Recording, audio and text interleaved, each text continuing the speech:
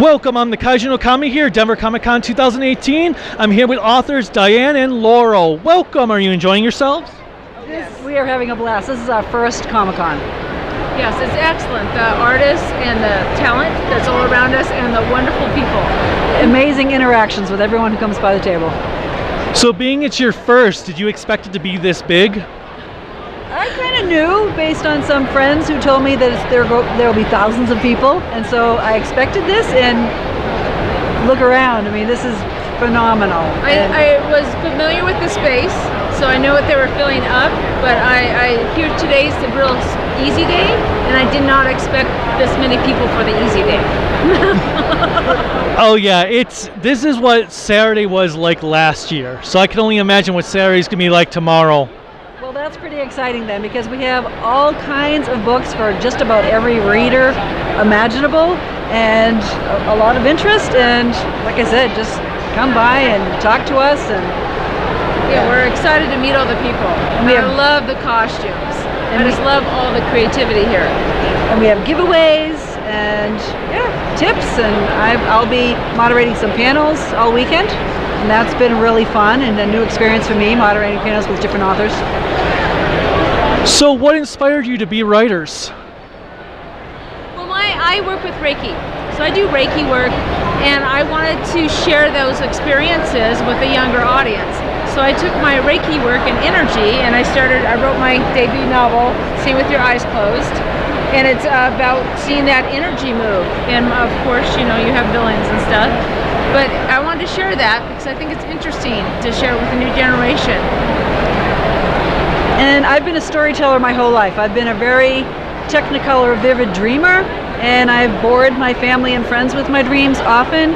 And I'm also a former English teacher, and I would want to tell students out there, don't let anyone put down your dreams or even roll their eyes when you tell them their dreams, because my Water White series, Water White Book 1 and 2, started with a dream I had, and it rolled out of me from there. And I loved reading as a kid, and I still love reading, and so the ability to share my stories in all genres has just been an amazing experience, and I hope I live long enough to write all the books that are in my head right now. So you're an English teacher previously, for any specific grade? I was actually former Army. I was in the Army for 9 years active duty and then 3 reserve, and then resigned to raise our sons. And when they were in middle school, I decided I would teach because I worked with the kids and I had my master's in English. And so I started in 7th grade. I started in this book. Miss is based on my first year teaching 7th grade English in a school that ended up closing. So it was a tough year. The kids needed so much more than just learning where to put a period at the end of a sentence. And I would threaten them that year. I would say, someday I'm going to write a story about you. And of course they were all like, oh, Miss, can I be in it? Can I be in it? And so I journaled that whole year with real things that happened to me during that year. And so by the time, it was 7 years later, I decided to put it all together during a NaNoWriMo, a National Novel Writing Month, the month of November. And students out there, if they're writers, they should get involved in that. It's a personal challenge to write 50,000 words in 30 days. That's how I started that and got that done. So have you had the student from that book come up to you? Yes, oh my goodness. Actually, I did a giveaway, and one of the really well-behaved students who didn't make it in the book because she never really did anything wrong, she won a giveaway and put it on Facebook. She's like, I'm so excited, I won your book. And then right under that there was a comment from the girl who is featured in here, who was a real challenging student. And she wrote, how can I get a copy? Lol. And I was horrified because I knew that she would recognize herself in the book. So again, this is 7 years later.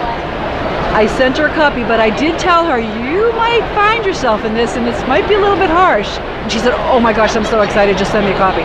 So I did. I ended up meeting her and her friend for dinner, and it was incredible because 7 years later, she had bloomed into this wonderful young woman with a child and has gone back to school to get her GED, and thanked me for encouraging her poetry, which is in the book too. I mean, it was remarkable. So yes, I've heard from some of my students. And Diane, do you have any like standout characters that you would like to talk about from your book? Well, my main character, my hero, is Gabby, and she's a 14-year-old teenage girl, and she's kind of a go with the flow kind of girl, and she's dealing with a group of energy vampires in her school, and so she has to learn to find her strength and her voice. And how do you deal with that? How do you deal with these people that seem okay, but they're actually sucking the life out of everybody you know, including your friends and family? So I really enjoy the character. I feel like I have multiple personalities when I write, because I'm in that character. I'm in their head, and I got their attitude and their body language, and so I enjoy it. My characters are one of my strongest points in my book. So I enjoy them. They all had different voices, and I enjoy humor. And so using teenage humor to show that story was really enjoyable. And you said energy vampires is what they're dealing with? Energy vampires, yes. You know, that suck the life out of you. They do exist. That sounds awesome. Creepy. So is it kind of like has horror elements to it? I didn't hear you. What? Does it have like horror elements to it? No, it's young adult fantasy, so I'm going from 5th grade on up, and and I would not go with horror elements. No, I would say it's more of a positive message for how young girls can protect themselves even. Right, and you know, and the different personalities. Some personalities are very strong. Some are much more easygoing. Some are easily blitzed. They don't know what, they're just so glamored by anything. And so you have all these different personalities and how they handle the situation, and how you see all that manipulation going on, and how to get it on a positive note. How do you take care of it? How do you deal with it? It's fun. It's funny. It sounds pretty awesome. Sure, everyone will love it that reads them. Do you have any like additional books currently in the works, like any sequels or anything? Yes, I'm already working on book 2 for this series. This is a series, and I'm also working on, I do energy work. That's what I do. And I'm working on a series for it's called Power Up for younger people, and it has to do with guided meditations for like 8-year-olds on up. So to do visualization and meditation, to bring them into a better place when sometimes timeouts don't work. You just need to approach things differently. So I have that book I'm also working on. And I've got Water White Book 1 is out, Book 2 is out, and I'm working on Book 3 right now, Water White Breathe, which will be the end of the trilogy. And then other than that, I'm working on writing in as many genres as I can, because it's a challenge to write in different genres. So you like to do all different types of stuff? Yes. Yeah, I don't want to be pigeonholed into a she's the education author. Someone tried to do that to me, and I said no. I want to try it all. So I've got a book in second-person perspective. I've got some haiku starter books. I've got my hunting memoir. Little bit of everything.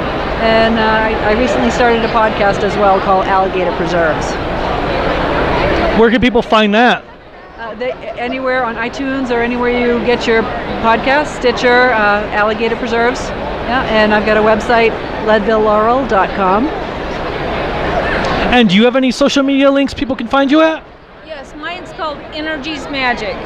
So it's energymagic.com. I'm on Facebook also. Any parting words to my viewers? Have fun, keep learning, keep reading, grab real books every once in a while and smell them and turn down the pages and take them to bed at night, fall asleep with them.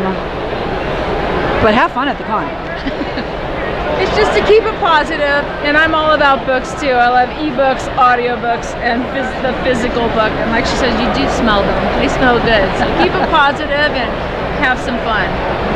I'm all about physical books as opposed to digital. In fact, I always get in arguments with people over this because I'm a physical person. I want to be able to touch it. I want to put it on my shelf. I want to look at it. And it was actually funny. There's actually an anime series that's a cyberpunk series where one of the characters is talking about do androids dream of electric sheep? And he's like, but make sure you get the physical copy, not the digital copy. what's the difference? Is it the same thing? He's like, yes, well, the words might be the same, but that feeling that you get when you are actually touching the page, I find myself lost at times where I will just sit there, have the page held in my hand without turning it, that I realize I'm not even reading, and I wonder then, why am I doing that? But with digital, I don't get that. No, you're experiencing. You are in the moment and you're experiencing, and that is what you're getting out of it. Well, thank you so much for your time. Thank you. Have fun. Until next time, bye.